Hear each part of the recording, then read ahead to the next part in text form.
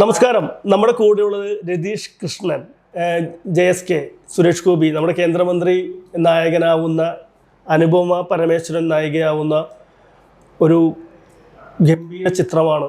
അതിൽ ഒരു എന്താ പറയുക, തിരിച്ചറിയാവുന്ന അല്ലെങ്കിൽ അതിഗംഭീരമായ റോൾ ചെയ്തിരിക്കുന്ന, നല്ല പെർഫോമൻസ് കൊണ്ടും എന്താ പറയുക ആളുകളെ പിടിച്ചിരുത്തുന്ന ഒരു റോൾ ചെയ്തിരിക്കുന്ന രതീഷ് കൃഷ്ണയാണ് നമ്മുടെ കൂടെ ഉള്ളത്. ഒട്ടുമിക്ക സിനിമകളിലും അത് എടുത്തെടുത്ത് പറയുന്നില്ല, പല പല കഥാപാത്രങ്ങൾ ചെയ്ത് ഒരുപാട് കഷ്ടപ്പെട്ട് സിനിമയിൽ എത്തിയിരിക്കുകയാണ്. അപ്പോൾ എല്ലാവരും തിരിച്ചറിയുന്നൊരു സിനിമയിൽ നല്ലൊരു കഥാപാത്രം ചെയ്തപ്പോൾ ആ സിനിമ പ്രതിസന്ധിയിലാണ്. ഇപ്പോൾ നമ്മുടെ കൂടെ അതിൻ്റെ വിശേഷങ്ങളും അതിലെ കാരണങ്ങളും സംസാരിക്കാനായിട്ട് രതീഷ് കൃഷ്ണ, വെൽക്കം. രതീഷ് കൃഷ്ണൻ, പലരും രതീഷ് കൃഷ്ണ എന്ന് പറയുന്നുണ്ട്.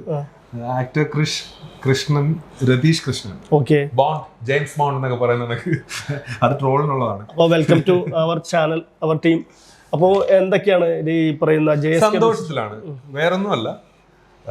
JSK എന്ന് പറയുന്ന പ്രവീൺ നാരായണൻ കഥ എഴുതി സംവിധാനം ചെയ്ത ചിത്രം റിലീസിന് തയ്യാറായി ഓഡിയൻസിന് മുന്നിലേക്ക് എത്താൻ ആ സ്റ്റേജ് വരെ എത്തി എന്നുള്ളതിലുള്ള സന്തോഷം. കാരണം ഈ ഫിലിമുമായിട്ട് റിലേറ്റ് ചെയ്ത് കുറേ സ്ട്രഗിൾസ് ഉണ്ട്. അത് എല്ലാവരും പറയുന്ന സിനിമയാകുമ്പോൾ സ്ട്രഗിൾസ് ഉണ്ടാവും, അത് പറയേണ്ട കാര്യമില്ല. എല്ലാവരും കഷ്ടപ്പെട്ട് തന്നെ എല്ലാം കറക്റ്റാണ്. പക്ഷെ ഓൾമോസ്റ്റ് ഒരു 10 or 11 സ്കെഡ്യൂൾസ് ഉണ്ടായിരുന്നു ഈ പടം കംപ്ലീഷനിലേക്ക് എത്താൻ. അപ്പോൾ the writer director his efforts are like, അതൊന്നും എക്സ്പ്ലെയിൻ ചെയ്ത് ഒരു ഇൻ്റർവ്യൂവിൽ പറയേണ്ട കാര്യങ്ങളല്ലാത്തത് കൊണ്ട് ഞാൻ പറയുന്നില്ലെന്നേ ഉള്ളൂ.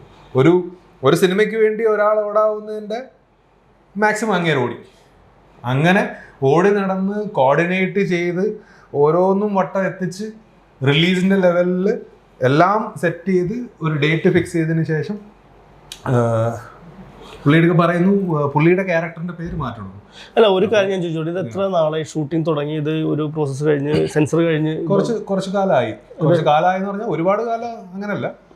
ഫസ്റ്റ് സ്കെഡ്യൂൾ കഴിഞ്ഞിട്ട് ഒരു ബ്രേക്ക് ഉണ്ടായിരുന്നു, അത് കഴിഞ്ഞ് അങ്ങനെ പല പല പോർഷൻസ് ആയിട്ടാണ് തീർന്നേക്കുന്നത്. എന്തുപറ്റി ജാനകി എന്നുള്ളൊരു പേര് ഇത്ര മാത്രം പ്രശ്നമാകാൻ? അല്ല, അത് the audience or the public should be talking about that. എനിക്ക് വിവാദപരമായി സംസാരിക്കാനോ സംഭവം അല്ല, എങ്കിലും കേരളത്തില് ഇപ്പൊ ഒരു അഭിപ്രായ സ്വാതന്ത്ര്യം കാര്യങ്ങളൊക്കെ ഉള്ള ഒരു നാടാണ്. അത് കേരളത്തിൽ മാത്രമല്ല, ഇന്ത്യയിൽ ജനാധിപത്യ നാടാണ്.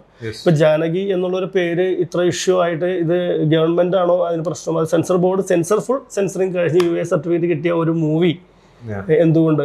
അപ്പൊ ഇവിടെ അഭിപ്രായ സ്വാതന്ത്ര്യം ഇല്ലേ? ഇതിപ്പോ ഇതിനെനിക്ക് റെഫർ ചെയ്യാൻ ഞാൻ നേരത്തെ പറഞ്ഞ കണക്കേ ഉള്ളൂ. എൻ്റെ അച്ഛൻ്റെ പേരൊന്നും മാറ്റിയായിരുന്നേ കൊള്ളായിരുന്നു.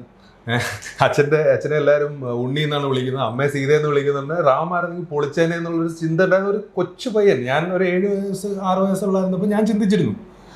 അപ്പം ഈ ജാനകി എന്ന് പറയുന്ന ക്യാരക്ടർ സീത എന്നുള്ളതായതുകൊണ്ട് ജാനകി പാടില്ല, ജാനകി വേഴ്സസ് സ്റ്റേറ്റ് ഓഫ് കേരളയിൽ ജാനകി മാറ്റി വേറെ എന്തെങ്കിലും പേരാക്കിയാൽ ഓക്കെ എന്ന് പറയുന്നതിനോട് എങ്ങനെ യോജിക്കാൻ പറ്റും? ആ 7 വയസ്സുകാരൻ്റെ സ്റ്റാൻഡേർഡിൽ അല്ലെങ്കിൽ ആ ഒരു ചിന്താഗതിയിൽ അതിനേക്കാൾ കുറച്ചുകൂടിയെങ്കിലും ഉയർന്ന് ചിന്തിക്കേണ്ട ആൾക്കാരല്ലേ? 7 വയസ്സല്ലല്ലോ ആർക്കും ഡിസിഷൻ മേക്കേഴ്സായിട്ട് ഇരിക്കുന്ന ആൾക്കാർക്ക് 7 വയസ്സല്ല പ്രായം.